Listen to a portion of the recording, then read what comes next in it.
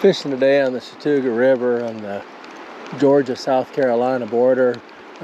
Fishing with a buddy in an area that he comes into periodically, and is kind enough to let me tag along today. And we've caught, I don't know, probably about 25 fish or something like that at this point. Kind of a mix of rainbow and brown trout. A few more browns today, which we've kind of have some cloudy skies, so maybe that's a factor. One pretty good fish, a pretty good range of sizes otherwise. Mostly stock fish, I think, but a couple of fish that I'm pretty certain were wild fish. The Chattooga is a pretty special river, fishery, but river otherwise. It's a National Wild and Scenic River, and starts high in the mountains of North Carolina on the sides of Whiteside Mountain, and runs about 50 miles, free-flowing, with minimal development most of the way.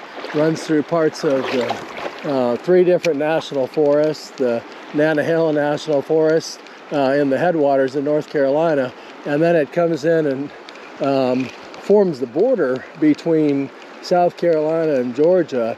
And through that stretch, it's most of the land is either Chattahoochee National Forest or Sumter National Forest. So it's public land all the way through, or almost all the way through. And because of the Wild and Scenic River protection, there are a few roads that cross the Wild and Scenic River corridor, that actually bridges that cross.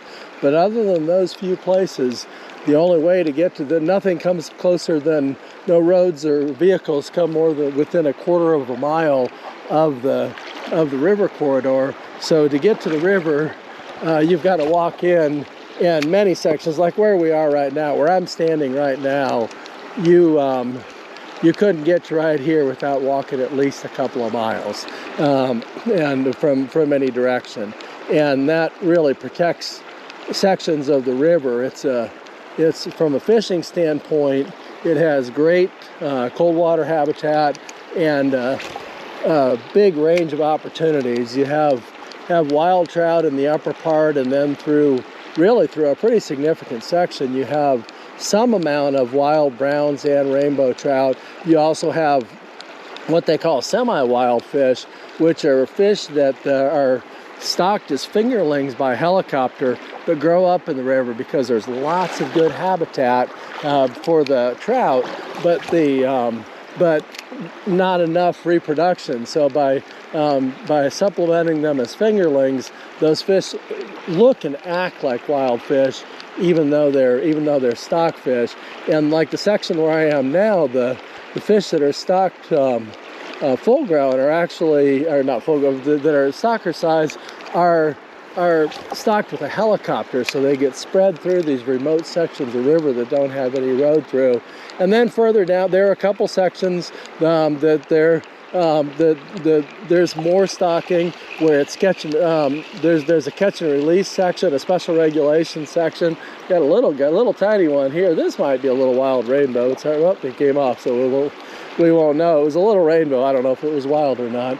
And then as you get further down the river, you start catching more of the native bass, which is a bass called the Bartram's red-eye bass.